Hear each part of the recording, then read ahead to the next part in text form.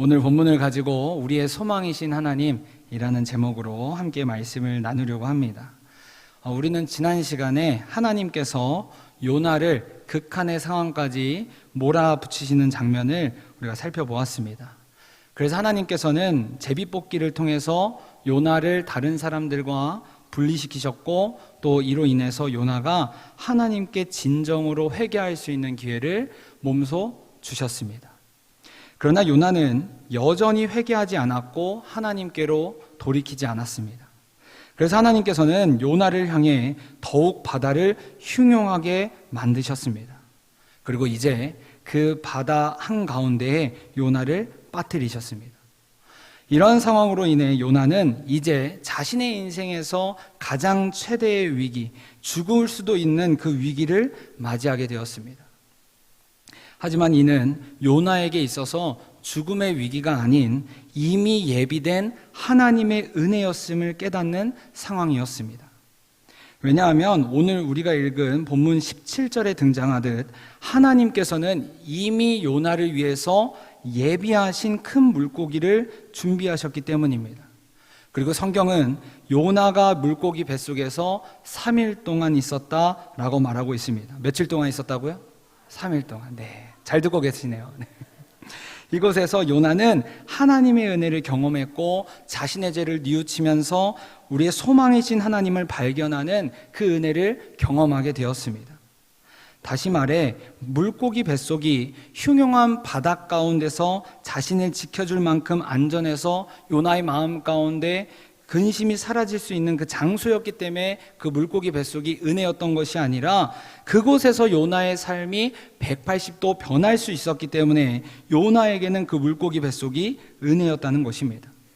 이와 마찬가지로 우리에게 인생의 고난이 우리에게 은혜인 이유는 그 고난으로 인해서 나에게 심적으로 아무도 없으니까 내가 평안하고 방해받지 않아서 너무 행복하다 이렇게 느끼는 것이 아니라 그 고난으로 인해서 우리가 다시 시선을 세상이 아니라 하나님께로 둘 수 있고 하나님께로만 돌이켜 나아갈 수 있는 순간이기 때문에 우리에게 그 고난이 은혜인 줄 믿습니다. 그렇다면 요나는 어떻게 물고기 뱃속에서 하나님께 소망을 둘 수 있었을까요? 그리고 우리가 하나님께 소망을 둘 때 우리는 그 안에서 어떠한 은혜를 경험하고 고백할 수 있을까요? 이러한 질문을 가지고 오늘 말씀을 살펴보려고 합니다. 먼저 요나가 하나님께 소망을 둘 수 있었던 이유는 바로 기도였습니다. 오늘 본문 1절은 요나가 그의 여호와께 기도했다라고 말하고 있습니다. 우리가 그토록 1장에서 요나를 보면서 왜 요나는 하나님께 기도하지 않지? 왜 하나님께 돌이키지 않지? 왜 요나는 하나님을 바라보지 않지? 하나님을 찾지 않지? 이렇게 생각하면서 안타까워하고 요나에게 기대했던 그 모습이 바로 오늘 2장 1절에서 기도하는 모습으로 등장하고 있습니다.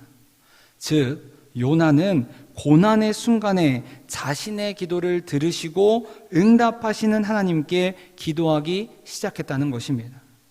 지금까지 요나는 하나님께 소명을 받은 이후에 여호와의 얼굴을 피해서 계속해서 도망 다녔습니다. 그리고 그 상황마다 계속해서 변명하고 진정한 회개가 아니라 입술의 고백만을 말하면서 하나님 앞에 굴복하지 않는 모습을 계속해서 보였습니다. 사랑하는 여러분, 믿는 자들에게 기도는 영적인 호흡입니다. 그렇게 우리는 기도해야만 우리의 영적인 생명을 유지해 나갈 수 있습니다. 그래서 우리가 하나님께 기도를 올려드릴 때 하나님께서는 우리 안에 임재하심으로 말미암아 우리와 대화하시는 분이십니다. 그래서 요나는 지금까지 멈추고 있던 그 기도를 하기 시작했습니다. 요나가 물고기 뱃속으로 들어가서야만 하나님 앞에 무릎을 꿇고 영적인 호흡을 하기 시작했다는 것입니다.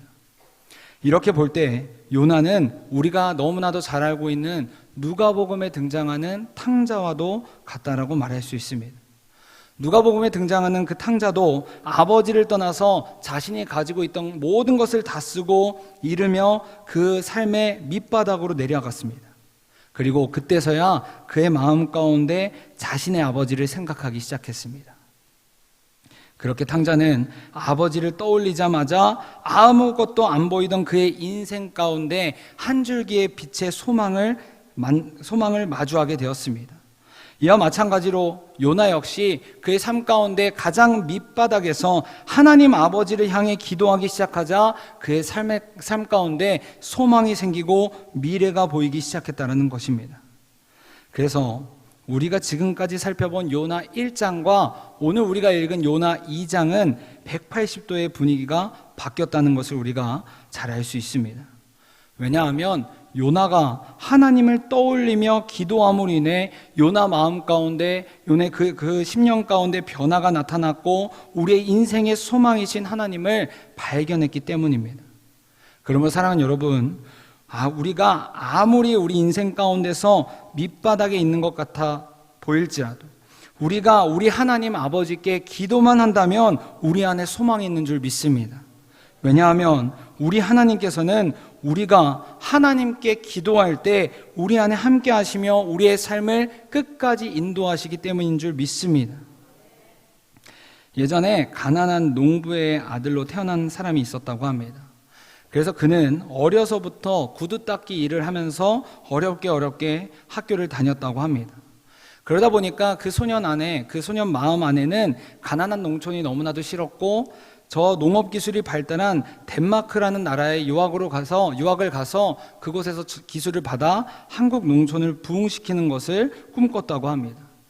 하지만 유학을 가기에는 그의 가정 환경은 너무나도 어려웠고 정작 어떻게 유학을 가야 하는지도 모르는 상황이었습니다. 그러나 그 소년 안에는 소망이 있었습니다. 바로 하나님께서 살아계신다는 그 사실이 그 소년 안에 소망이 되었다는 것입니다. 그래서 매일 새벽 예배에 나가서 기도하면서 덴마크라고 부르짖으면서 기도했다고 합니다. 그리고 그는 덴마크 유학을 향한 그 꿈을 편지에다가 영어로 쓰기 시작했다고 합니다. 그런데 문제는 이 편지를 썼지만 이 편지를 누구한테 어떻게 보내야 하는지 모른다는 것이었습니다. 그러던 중에 새벽 예배 때 기도하던 중 무작정 이제 당시의 덴마크 국왕이었던 프레데리크 9세에게 그 편지를 보냈다고 합니다. 그런데 더 놀라운 것은 그 편지를 보낸 40일 후가 지나자 그 덴마크의 국왕 보좌관으로부터 현지 대학 입학 허가장과 함께 왕복 비행기 티켓이 보내졌다고 합니다. 이 사람이 바로 우리나라 농촌운동의 선구자인 전 건국대 부총장인 류태영 박사라는 분입니다. 사랑하는 여러분, 이처럼 우리에게 소망이 있는 이유는 나의 시선에서는 불가능해 보이고 안 될 것 같을지라도 우리가 기도함으로 말미암아 우리 하나님께서 그 불가능을 가능케 하셔서 우리의 삶을 역전시키시기 때문인 줄 믿습니다. 그래서 요나도 자기의 인생에서 가장 힘든 순간에 하나님께 소망을 발견하고 기도할 수 있었다는 것입니다. 그러므로 바라기는 우리 모두가 날마다 우리의 소망이신 우리 하나님을 바라보며 기도함으로 나아갈 수 있길 간절히 바랍니다. 그래서 우리의 삶을 역전시키시는 그 하나님을 우리가 고백하고 경험할 수 있길 간절히 원합니다. 두 번째로 요나가 고난 가운데 소망을 가질 수 있는 이유는 말씀을 붙잡았기 때문입니다. 오늘 본문 2장 1절을 보면 요나가 그의 하나님 여호와께 기도했다라고 말하고 있습니다. 여기서 여호와라는 단어는 흔히 약속의 하나님을 강조할 때 사용되는 단어입니다. 그리고 그런 하나님을 요나가 붙잡고 높인다는 것은 그 마음 가운데 하나님께서 약속하신 바를 반드시 이루시는 언약의 하나님이라는 것을 고백하고 있다는 뜻입니다. 사랑하는 여러분, 우리 하나님의 약속은 절대 변하지 않습니다. 때론 우리가 그 약속이 믿어지지 않는 순간이 있다고 할지라도 우리 하나님의 약속은 절대로 변하지 않습니다. 우리 민수기 23장 19절의 말씀을 다 함께 읽겠습니다. 시작. 하나님은 사람이 아니시니 거짓말을 하지 않으시고 인생이 아니시니 후회가 없으시도다. 어찌 그 말씀하신 바를 행하지 않으시며 하신 말씀을 실행하지 않으시랴. 아멘. 사랑하는 여러분, 우리 하나님은 그의 언약 안에 들어온 자녀를 결코 포기하지 않으시는 분이십니다. 아무리 요나처럼 불순종하고 하나님 앞에 저항하며 하나님과 평행선을 달린다고 해도 하나님께서는 그의 인생을 여전히 지켜보시고 주목하고 계십니다.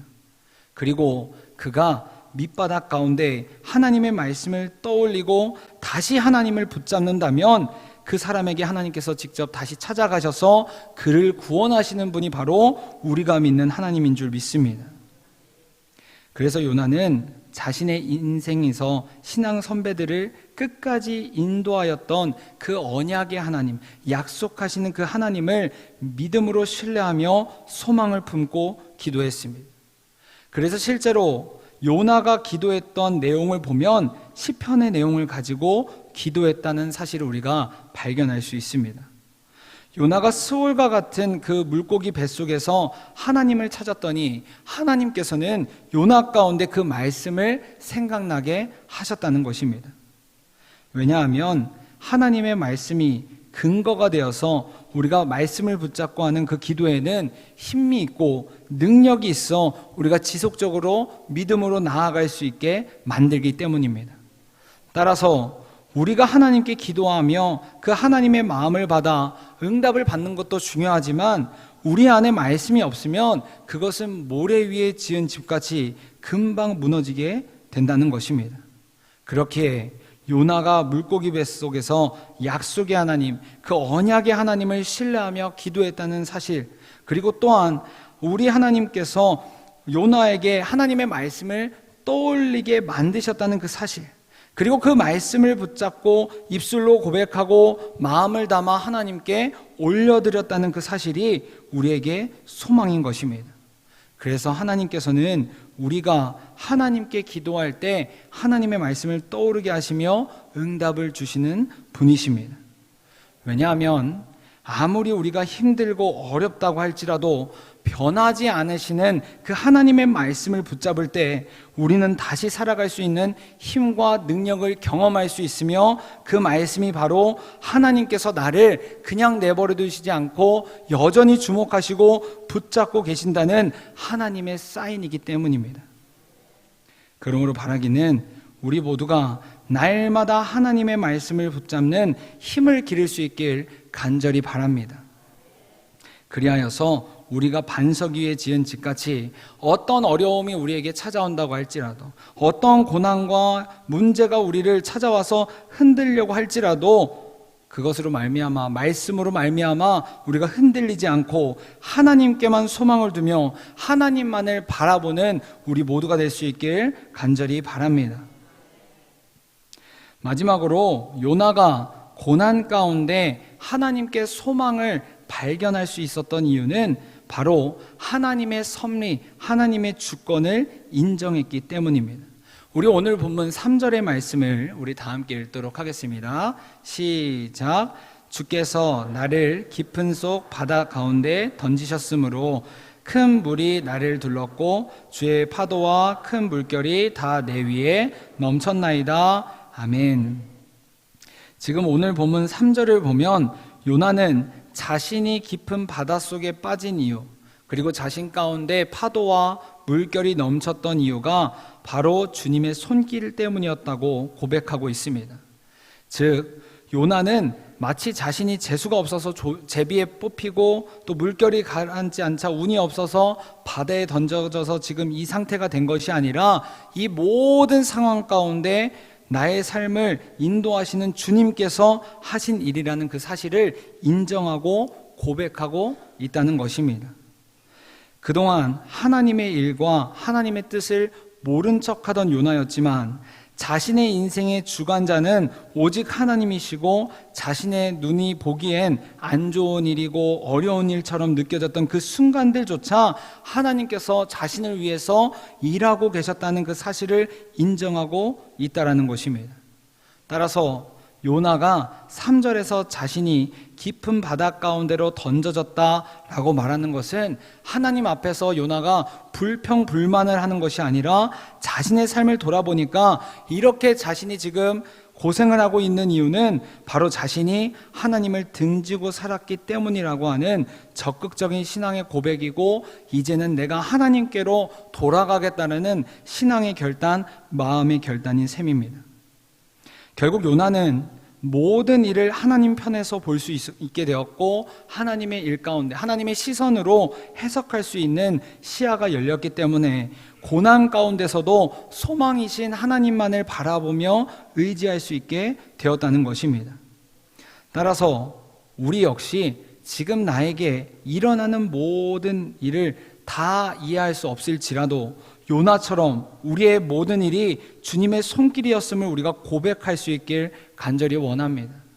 그리하여서 우리도 요나처럼 감사의 고백을 하나님께 올려드릴 수 있는 우리의 믿음이 넘쳐날 수 있길 간절히 원합니다. 이러한 모습을 잘 보여주는 바로 성경 속 인물이 욥이라는 인물입니다.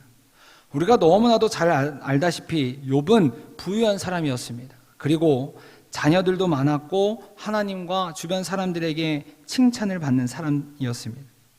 하지만 한순간에 그는 그가 가지고 있던 모든 것을 잃어버리게 되었습니다. 물론 하나님께서 허락하셨던 부분도 있었지만 이러한 사실을 알 수 없었던 욥의 입장에서는 세상이 원망스러웠을 수도 있습니다. 그리고 하나님을 향해 불평과 불만을 토로했을 수도 있습니다. 그러나 우리가 잘 아는 것처럼 욥은 그러한 상황에서도 여전히 하나님을 원망하지 않았고 오히려 하나님을 찬양하며 하나님께서 우리의 인생을 주관하시는 분이라는 그 사실을 고백하며 하나님께 영광을 올려드렸습니다. 우리 욥기 1장 21절부터 22절의 말씀을 다 함께 읽겠습니다. 시작. 이르되 내가 모태에서 알몸으로 나왔사온즉 또한 알몸이 그리로 돌아갈지라. 주신 이도 여호와시요 거두신 이도 여호와이시오니 여호와의 이름이 찬송을 받을지이다 하고, 이 모든 일에 욥이 범죄하지 아니하고 하나님을 향하여 원망하지 아니하니라. 아멘.